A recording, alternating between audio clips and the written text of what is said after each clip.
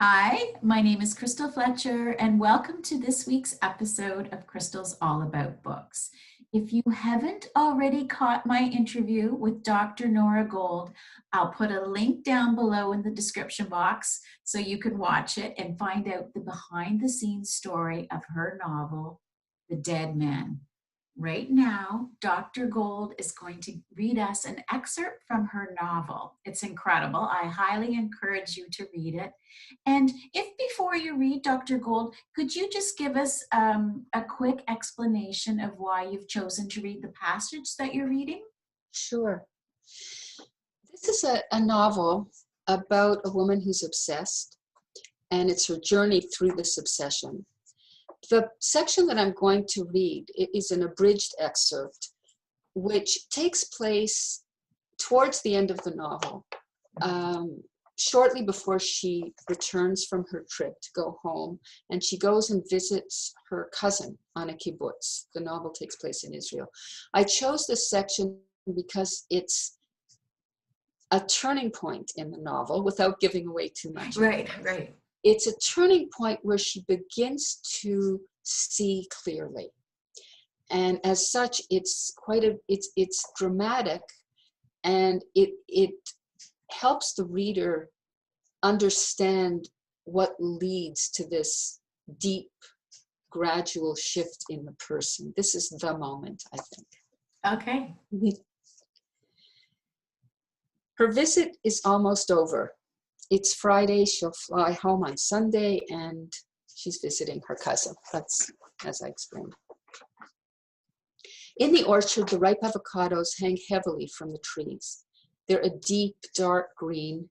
Their leaves, the same color, are shiny and dripping wet from the recent rain, and the orchard smells like life itself. Eve, wearing her cousin's rubber boots borrowed from his front porch, sloshes along the muddy paths, feeling happy and alive. For the next half hour, there are no thoughts in her head as she tramps her way through the avocado grove. There are no big thoughts or ideas here in this orchard, no words or worries. Just the same, when Eve emerges a half hour later from the dark grove into the clear light of the late afternoon, she knows some things somehow that she didn't know before. She knows, for instance, that Jake was a really sick man, a deeply disturbed person, as dark as the shadows in an avocado grove. No, darker. The other thing she now knows is how sick she herself has been for the past 5.5 years. I've had post-traumatic stress disorder, she thinks with surprise. The reason that she hasn't been able to get over what happened with Jake isn't, as she had supposed all these years, because what they had together was so good. On the contrary, it was because it was so bad, so degrading, maybe even abusive in the last 7 weeks. Something happened with Jake that was genuinely traumatizing. So here's one little clue to the mystery of why I lost more than 5 years of my life over what was on the face of it a simple affair. It was not a simple affair. This is what Eve learned from the avocados. From the birds on the kibbutz, she learned something else. Walking back towards her cousin's house, she crosses a long meadow covered in yellow flowers, and she hears a bird song that she never heard before. She hears Gigi, Gigi, hi-dee, and an answering call comes from another bird, and the birds sing back and forth to each other a couple of times. She sinks down cross-legged onto the squishy, marshy grasses and flowers, and she writes happiness and joy into her music. Last but not least, Eve learns something new from the flowers. After 15 minutes of composing, she stands up and is rubbing off the mud and grass from the seat of her pants when she glances down at the ground and notices the depression she has left there. She has inadvertently sat on and crushed a few yellow flowers.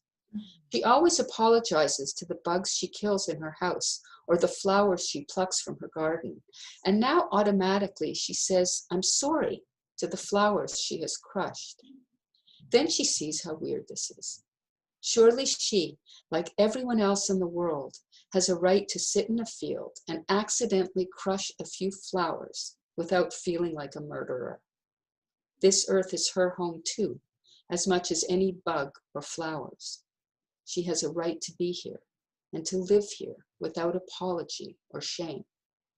She recalls the words of her mother's old Aunt Mildred, sounding and looking like a witch right after the funeral. How can you laugh and sing now, you terrible girl? We just put your mother into the ground 2 hours ago. How dare you sing? I'm allowed to be happy, Eve answers her now. And yes, I dare to sing.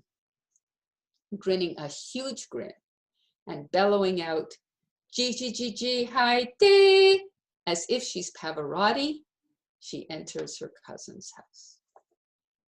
Oh, thank you. Thank you. That is such a great little sample of Eve and just of your novel. So I thank you for that. And I thank you again for coming on this week's episode of Crystal's All About Books. Again, I'll put description links down below so our listeners can go to your website and learn more about you or purchase a copy of your novel. Thank you so much, Crystal. It's been a great pleasure. Pleasure's been all mine. Take care. Happy Hanukkah.